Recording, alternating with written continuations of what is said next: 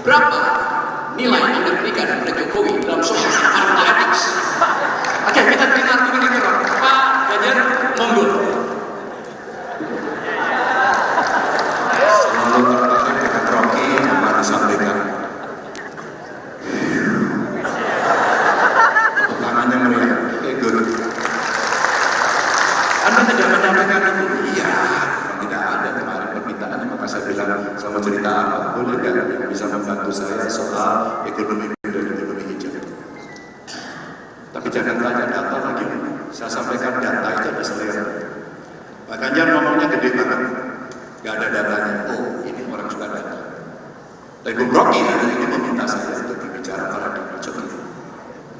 Maka kita harus menyenangkan banyak orang, harus memberikan banyak orang termasuk yang hadir hari ini. Pak Ganjar setuju nggak? Setuju. Lanjut. Apa yang mesti kita lakukan kita itu? Saya tanya plan.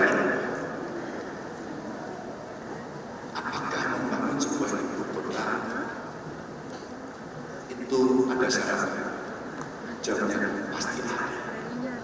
Apa saja? Semua yang ada disampaikan oleh Bung.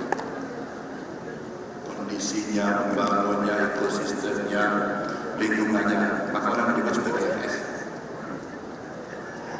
Terus jadi undang-undang. Maka siapapun yang disumpah di situ karena saya lakukan undang-undang. Kalau saya begitu. Tinggal kemudian cara. Ada yang menginginkan itu 5 tahun selesai. Saya belum pernah lihat pengalaman membangun ibu kota 5 tahun selesai. Ada mau cek di Malaysia? Ada mau cek di Amerika? Ada mau cek di Australia? Tentu prasyaratnya agak rinci. Dan itulah sebenarnya ketentuan teknis yang mesti dilihat. Ya di COP besok saat kami ketemu kemarin dengan beberapa orang. Di COP besok itu juru takdir. Apakah itu protokol harus dibentukkan ditaati atau tidak? Apakah pengurangan emisi akan dilakukan atau tidak? Maka suka tidak suka kami kemudian menghitung. Kalau kemudian kita memenuhi itu semua dan kita akan lebih cepat agar tidak terjadi global warming, apa yang dilakukan? Transisi energi di sini. Boleh ditampilkan? Ya, mohon dibantu Mas, materi slide-nya Mas Ganjar untuk ditampilkan di sini. Kita coba menghitung, lagi-lagi angka yang tidak suka saya minta maaf. Ini pernah kita alami. Ini contoh saja. Kalau kita mau melakukan transisi energi, kita membuat satu model. Saya undang ahli, karena saya tidak punya kemampuan untuk mengarang ini. Saya undang mereka. Model capaian persentase energi baru terbarukan. PLN juga membuat analisis. Ada air, geothermal, matahari, angin, yang kemudian orang mengatakan itu lebih hijau, lebih gelap. Pak Ganjar, ini pertanyaan kita besar dan kan Anda masih pakai coal sekarang untuk energi angin. Apakah Anda akan berubah? So pasti. Kita sudah sepakat. Tapi kami tidak bisa diganti-ganti seperti maunya orang lain. Karena kami punya itu. Maka teknologinya apa saja? Oh, kita kerjasama. Ada salah satu proyek umpama yang lebih cepat. Ada itu coba untuk mengerjakan. Ada teknologi namanya neutral superheating. Tapi apakah akan terus-menerus? Tentu ketika kesepakatan lingkungan yang lebih baik, kita komitmen bersama-sama. Oh, ekspor kita terkait dengan batu bara juga berubah. Anda juga menggunakan. Maka kita mencegah dan menggunakan. Selebihnya kemudian kita hitung, kalau kita menggunakan teknologi yang ada, menggunakan sumber daya energi yang ada, kita mesti memperbaiki, mencegah, mengurangi kerusakan lingkungan.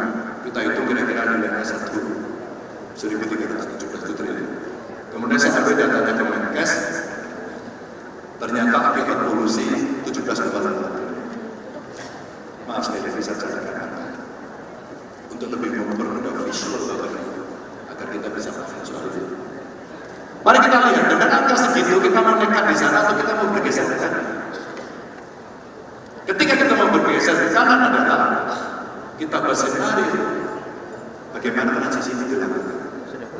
Tapi kita mesti meyakinkan masyarakat dan dukungan dari masyarakat. Tanpa itu kita hitung. Kalau ini kita lakukan dengan bangunan energi baru terbarukan, bauran dengan energi fosil, ternyata investasi yang kita butuhkan cukup tinggi, 1.300 triliun. Kita kerjakan sendiri, bisa. Research and development, kami ketemu para peneliti, mereka segaja. Penelitian kami banyak yang bisa dipakai. Bongkar dengan perpustakaan nasional. Kita betul-betul ingin melakukan sebuah keseriusan perbaikan ini. Maka dari situ kemudian kita memunculkan bahwa 1.300 triliun transisi energi kita bisa kita siapkan rencananya dengan baik. Lalu apa yang dibutuhkan? SDM yang bagus, orang bekerja, investasi muncul. Apa sih ujungnya? Satu contoh yang tadi Bu Rocky sampaikan, Sulawesi dengan kondisi Walasing menyampaikan mineralnya banyak dan hari ini. Oke, ketika kita menghitung seperti itu, mari kita berpikir dengan pola ini. Kalau kemudian itu kita kelola, ada nilai tambah yang akan menyelamatkan dalam jangka panjang. Itu artinya yang sekarang dinamakan adalah teknologi baterai kelas dunia. Kita punya kesempatan. Kenapa jadi kita ambil? Bagaimana menjaga lingkungan? Oke, kita ambil orang bagaimana best practices mining yang harus kita lakukan. Setelah itu, SDM yang kuat, yang membangun ada berapa? Butuh berapa lama kita persiapkan mereka untuk kemudian dia bisa mengisi itu. Tapi dalam waktu tertentu tidak bisa, kita mesti kolaborasi, tidak bisa sendiri. Pendidikan, penciptaan lapangan kerja karena kita bisa lakukan. Ngobrol saya dengan Bu Penny, kita bisa setelah ini. Dia punya lithium, tapi nikelnya dari kita. Kalau dalam konteks politik luar negeri untuk kepentingan nasional kita secara bebas memilih, bebas berteman untuk kepentingan nasional, maka salah satu contoh kerjasama saja dalam konteks energi baru terbarukan salah satunya adalah kesehatan.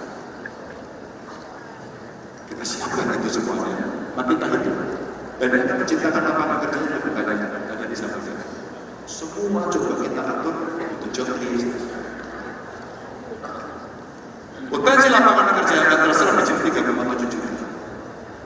Mari kita siapkan rencana dengan baik dan itu butuh masukan. Dan itu artinya butuh skill set. Karena ini lebih detail dan tadi dia bisa detail. Ya, mereka yang mengerti teknologi lingkungan, teknologi pangan, data scientist, mereka yang bisa mengolah material yang ada. Ini sesuatu yang bagus. Itu.